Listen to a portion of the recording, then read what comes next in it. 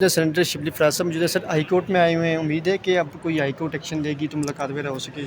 دیکھیں ہمارے پاس چوائس کیا ہے. ایک جو سیاسی ورکر ہوں، جو پارلیمنٹیرینز ہوں، جو پارٹی کسی ایک سیاسی جماعت سے جن کا تعلق ہو، اگر ان کو وہ قانونی سہولت نہ دی جائے جو کہ قانون دیتا ہے، چاہے وہ جیل مینول ہو، چاہے وہ عدالت کا فیصلہ ہو.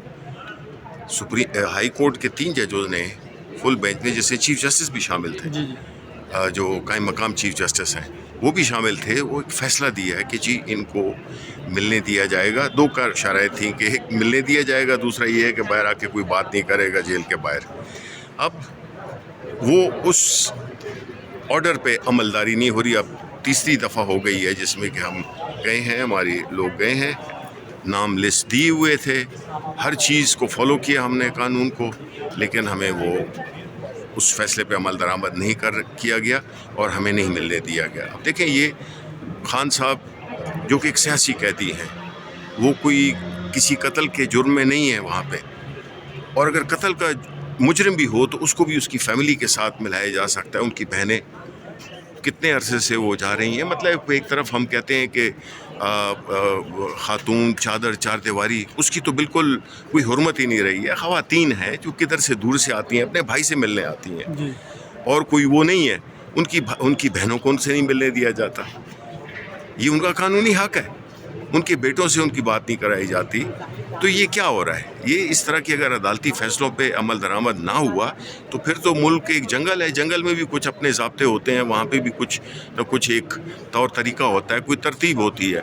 لیکن یہ اس طرح کرنا کہ جس میں کہ ایک ہماری اگر ریلی ہوتی ہیں اس پہ نہیں اجازت، اگر ہم پروٹیسٹ کرتے ہیں اس کی نہیں اجازت، اس کو پہ ڈنڈے برسائے جاتے ہیں، تشدد کیا جاتا ہے، گولیاں برسائی جاتی ہیں.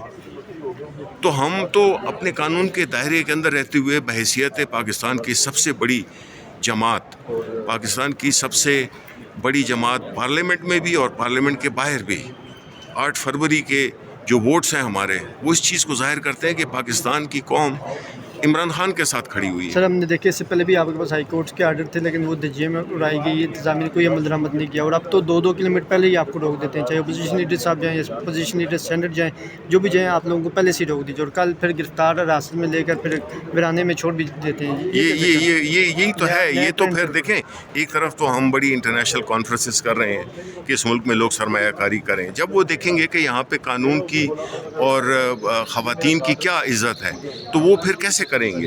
اس سے تو ملک کو نقصان ہو رہا ہے. ملک کی جو اکانومی ہے، آپ بڑے چونکہ ٹی وی اور اخبارات، ذرائع میڈیا آپ کے پاس ہیں، تو آپ جو بھی خبر کہیں کہ جی پاکستان میں دودھ اور نہر کی وہ نہریں بہہ رہی ہیں، لوگ تو مہنگائی کی وجہ سے وہ کچلے گئے ہیں. کبھی بجلی کا وہ قیمت کم کر کے فراڈ کرتے ہیں، کبھی لیوی کو بڑھا دی ہے. جب پیٹرول پہ جو ہے تو 80 روپے کی لیوی، اور بہانہ کیا کہ جی بلوچستان میں سڑکیں بنے گی.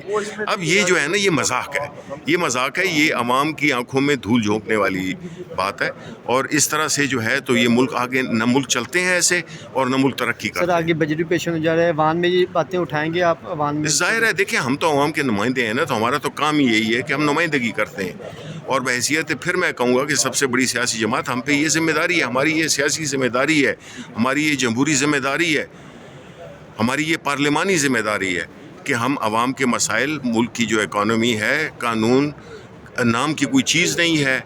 ایسے چیزیں ہو رہی ہیں جس کا کہ کسی مارشل لاء میں بھی اس کا کبھی ایسا نہیں ہوا. Thank you sir.